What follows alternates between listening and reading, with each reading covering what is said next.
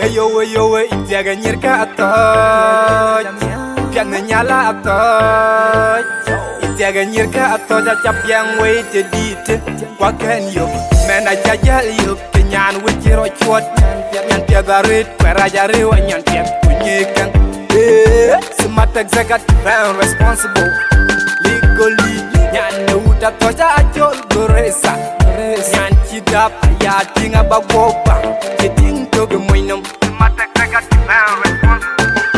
Legally Nyan tine Lida bapyola yung Nyan yin batong ma Kekwana peko Nyan tien Wili kelwenge Nyan tien Wenkorpyo Ajan yang panin Nyan tida Mogetine pyalune mama Bene wadiri chengeto Nyan kupandu Ayaray no mabay Yini arma Timbaro diela toy Nyan tine Lida bapyola yung Nyan yin batong ma Kekwana peko Nyan tien Wili kelwenge Nyan tien Wenkorpyo Ajan yang panin Nyan tida Mogetine pyalune mama Bene wadiri chengeto Nyan kupandu Ayaray no mabay Yini arma Timbaro diela toy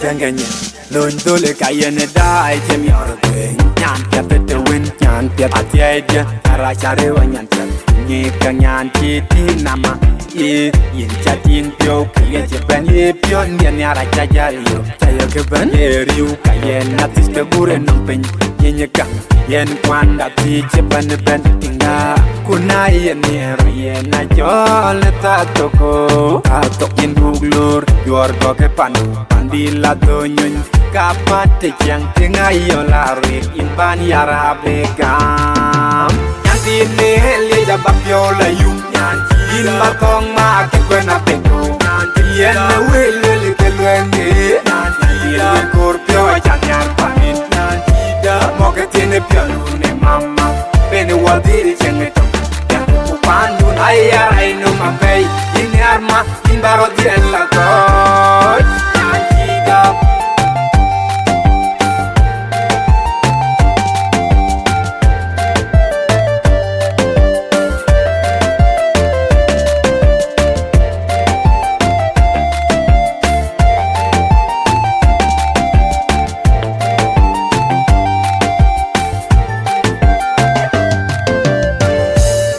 Ada yon dia chayeni neben beyakit wa mai to height mit nyanjiro chwat ner jani narawa kener bor janyal ben wel pendun ajani kong no pai boy chol jabe kan chol ya beti inje men ko ajalin ya hani inje myong bayina chol kepeje inje sukar in baya chol goresa in keresan bay chol ma goresa in keresan ayating abagopang jiting dog mono ne leda bapyola yung Nyan yin batong ma Kekwana peko Nyan tien Wili kelwenge Nyan tien Wenkorpyo Ajan yang panin Nyan tida Mogetine pyalune mama Bene wadiri chengeto Nyan kupandu Ayaray no mabay Yini arma Timbaro diela toy Nyan tida Nyan kana jam nyawre pyo ben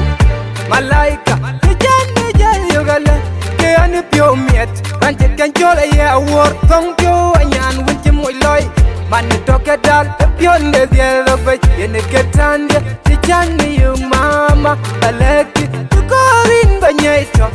Ubaton pir piak Kayin dirot panda Tuduka law Yin bayamu kikilag Nyantin kur Yin bayamu kikilag Chanchi bukwem Dunen buwan Nerin mama Dunen kon wantin Bichol nier Jeneru dia dom Nier mane